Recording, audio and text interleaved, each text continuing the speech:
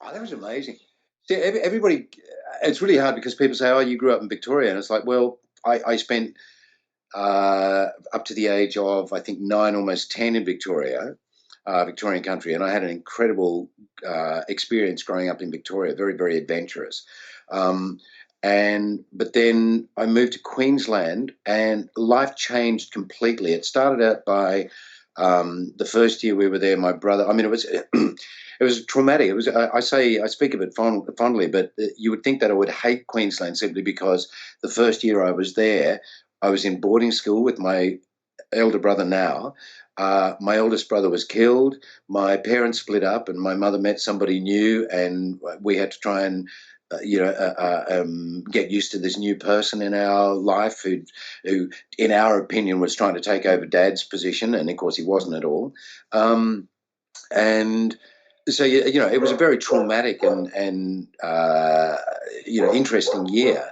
And as I say, you'd think that would make me hate it, but I don't know what, but I think just because of the age I was more than anything, adventure was on top of the list. And I was fortunate enough to grow up in Queensland and on the Gold Coast in Queensland in one of the best periods of the Gold Coast. And I'm not just saying that because that was the time I was there and I'm biased, but it really was, I think the 60s, the mid to late 60s and the 70s was one of the best periods of the Gold Coast. It was when the Gold Coast had sort of established what it was, and it was the beginning of moving into the new age. But so it was this kind of really funky hiatus in between. I know that's a weird way of describing it, but it was just brilliant. It was a completely different world. We didn't have political correctness. We didn't have this. We didn't have that. But as a teenager, growing up in the sun, learning to surf, there were girls. There were. How old were you It was again when just. you went there? It was. I moved there when I was 10, yeah, and I left there. when I was 21, right about that 22. time when you are sort of getting into girls, I guess. Yeah. Experience, when life changes dramatically, it's that period in your when everything changes dramatically. And so I happened to be in this really cool place. And of course, the other thing was I left home when I was 16, which my kids, they just go, "You're what?" And I said, like I say to my son, who's now just turned 18, and I said, when I was your age, I'd been living away from home for 2 years. I was paying taxes. I had a job. I had I think probably by that stage, my second car, a girlfriend, a steady girlfriend. I was paying my bills. I was going out to nightclubs by myself without having to ask my parents. I was, it changed dramatically in that sense as well. I grew up very, very, very quickly, but I still had youth on my side to experience a lot of stuff. And I remember, it's really stupid things like I was talking about the cyclone. To us as a teenager, a cyclone was quite terrifying. And I remember going out in the cyclone and my mother saying to me, "For God's sakes, do not go out in a cyclone because, you forget that sheet metal flies around and this flies around. Sheet metal can cut you in two. It can take your head off." And because you would get these massive floods. And I remember surfing down, when I say surfing, paddling down, I can't remember the name of the street, but down the I guess the western end of the Gold Coast, which never saw water, and it was underwater. It was under 4 or 5 feet of water, paddling down this road, that we normally would walk or ride our bikes down. And as I say, and experiencing really good surf, 2 or 3 days afterwards, and experiencing beaches literally washed away, and seeing boats up on the road upside down and things like that. As long as it's not your boat. It's tragic for the people that. Yeah, exactly. I was just going to say tragic for the people that own the boat, but to us it was like, wow, what the hell? They're not things you forget, right? They're not things that you can forget, and like those sorts of experiences stay with you so strongly. No. What was the first? Yeah. And it also has incredibly fond memories because, as I say, I started work, and I experienced work, and I went from school, from a 9 till 3:30 existence with my schoolmates, and then going home, homework, yada yada yada, to swapping that and turning that completely on its head because I became an apprentice chef, which is why I left school. And so I went from having a daytime existence to a nocturnal existence. So my day used to start, if I wasn't doing a split shift, if I was working in a restaurant, that I didn't have to start work until 3 or 4 or 5, even sometimes 5 in the afternoon, but normally around 3 or 4. I didn't get up until, well, what I would normally do is I'd get up, go for a surf, come home, have a bit of a snooze, and then get up again, go to work, go out after work. Go to the nightclub or whatever, hang with my mates, go to bed at 3, 4 in the morning. And people are going, oh, that's crazy. When you finish work, why don't you just go home and go to bed? And I'm like, well, okay, what time, what hours do you work? And they go, I work from, 9 o'clock until 5 o'clock. And I say, and when you get home at 5 o'clock, do you go straight to bed? And they go, no, I have some dinner and I watch telly and I yada, yada. And I said, yeah, there you go. Exactly. When I get home from work, the last thing I want to do is go straight to bed. So it was, there was all these radical changes to my life. I learned to ride motorbikes, which I still have a passion for now. I learned when I was 16 on my very first little Suzuki 100cc trail bike, which I loved. What was the first? So yeah, the first place you moved out to at 16? What was that like? Where was that? Who was it with? Oh, it was really weird.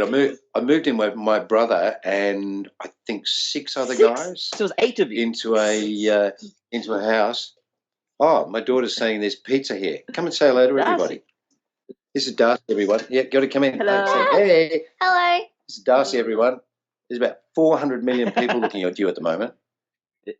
So there is 400 million people watching us, isn't there? 20 seconds for them to be able to see you. For the 400 million people to actually see. She's coming to tell me that we've got pizza because we've had takeaway for the first time. Well, you guys have done well not to have takeaway till now. Yeah, we've been cooking. This little one's What's been your favorite quite pizza, a lot. Darcy? I don't really know. You haven't tried them all. That's fair enough. You need to What's try your favorite? Meat lovers probably. Meat, yeah. All the kids love meat lovers. Barbecue or tomato sauce? Go figure. Barbecue. It's got to be barbecue. There's a lot of people saying hi, Darcy. A lot of people saying hi, Darcy. Like, bring the rest of the family too. I'm not sure if they'll all. It'll be like the Brady Bunch. Come on, everybody!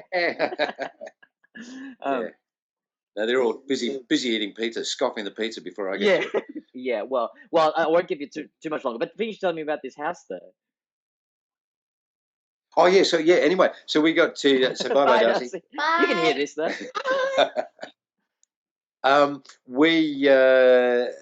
So we moved into this house, and the thing that I remember most of all with this house was the entire inside of it was black. We decided to. I wasn't part of the painting process, but I think before I moved in, because Chris said, "Oh, come and move in with us," because I didn't know where to go. I just wanted to move out of home. I was like 16. I was like, "I'm going," and my brother, and I said, where am I going to be? He said, come and move in with us. There's me and a few guys, and you can move in. We'll have, you can share a bedroom with me. And I was like, okay, woo, go. And I remember moving into this house, and it was at the back of this shopping centre at Surfers Paradise, at the back of the main shops. It was down this little tiny alleyway, really thin alleyway to get to this house. Weird. I don't think it's standing still. And yeah, I just remember. I don't remember what the outside of the house looked like, but I remember the interior was all black. All black. Which was kind of good and bad. Yeah, the entire inside of the house was painted black, and I think that was to sort of cover up a multitude of sins more than anything. Yeah. But and then I think I managed to stay there for about 2 weeks before I went absolutely stark raving mad. Was that because of all the mold? And getting into your brain. Yeah. And so I said to my brother, I said, I can't cope with this anymore. I'm going to move out. And he said, I'll move with you. And I was like, okay, let's go. So we ended up, myself and my brother and 3 other guys and one girl moved into. You just moved in to the 2-bedroom apartment with. Yeah, so about 2-bedroom apartment at Paradise Towers and in Paradise.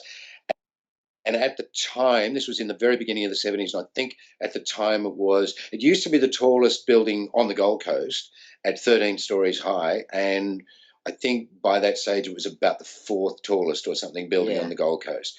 And it was the height of luxury. This was like, ooh, people, it was one of those, where are you living? Paradise. Did you have we had a lift, man. We had everything. And it was like, where are you living? Paradise Towers. Ooh, get you. And but what they didn't realise is there was 6 of us living in a 2-bedroom apartment, 1 girl and 5 guys. Wow. Somehow it worked. We made it work, but not for very long. I think we lasted about 3 months there. And then I moved into a duplex down on Chevron Island, which I ended up staying onto, and not in that particular duplex, but that, and then moved in with my girlfriend's mother and her just around the corner in another duplex. Yeah. That was interesting. At the ripe old age of about were you acting at this time too, or? No, I was still doing my apprenticeship. I did my chefing apprenticeship, which took 5 years because I moved around a lot because I'd get very bored and I'd sort of stay at a place for 3 months and go, right, I've learned everything I need there. I want to move on to the next. And I did. And unbeknownst to me, the apprenticeship board was going, oh, no, you can't do that. Oh, no, you can't move around like that. And they took my first year away from me and made me repeat it. And at that time, the chefing apprenticeship wasn't 3 years, it was 4 years. So I ended up doing a 5-year apprenticeship. But literally the second I finished that, I moved. I was married with my first wife. I just got married in a space of, I think, a month or something. I got married. The mother that you were staying with, or is this a different one? Yes, no, with the mother that I stayed with. But in a space of, let's call it 2 months, I finished my apprenticeship, got married, and moved to Melbourne. Hello, and thank you for watching this takTalks clip. If you enjoyed it, please like and subscribe. If you want to see the full conversation, click here. If you want to see all of the takTalk clips, click here. And if you want to see all of the takTalk conversations, click here.